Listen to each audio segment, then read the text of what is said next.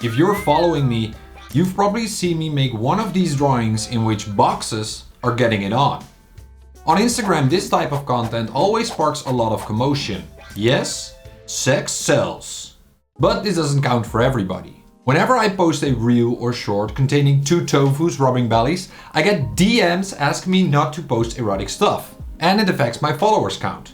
On an average day, I get about an extra 50 followers. But whenever I post this, minus 307. Which brings us to the question, why do I post this type of content? And why would I even create sexy boxes? What sick mind draws boxes having sex? I'm a pervert and I have my reasons. You probably know I love drawing dynamic figures. I even created a course together with Domestika. But my love for dynamism started when I was a kid and read Todd McFarlane's Spider-Man. Todd drew Spidey in poses no normal human on this planet can really strike. But his comic did so well because in those poses, Spider-Man conveyed more action and drama. Which was a huge difference from how Spidey was drawn a few years earlier.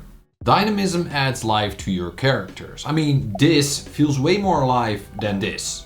But to draw something dynamic from your imagination with anatomy is freaking impossible. So I wanted to see if I could make it simpler and started using boxes to study those poses. From practicing twisting boxes to boxing boxes, and sometimes, well, you get the point.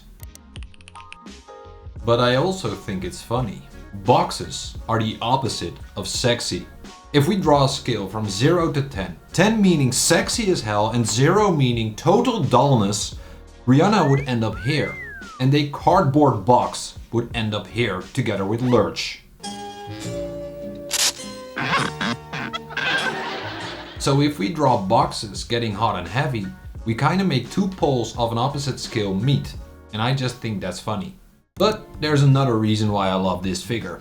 Because this figure, the box boy, is mine. Over the past few years, I've copied tons of people, like Frank Cho, Kim Jong-gi, Aris, Katsuya Terada, and Farguy.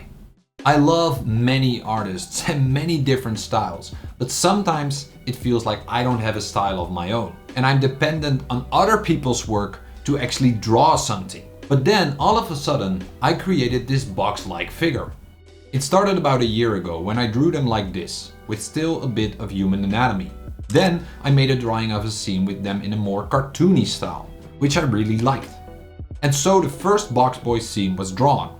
And then I started to use boxes to study organic movements, like bending and twisting.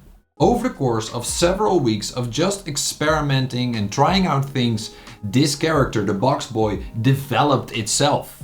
For the first time, I created my own character. Mine, my own.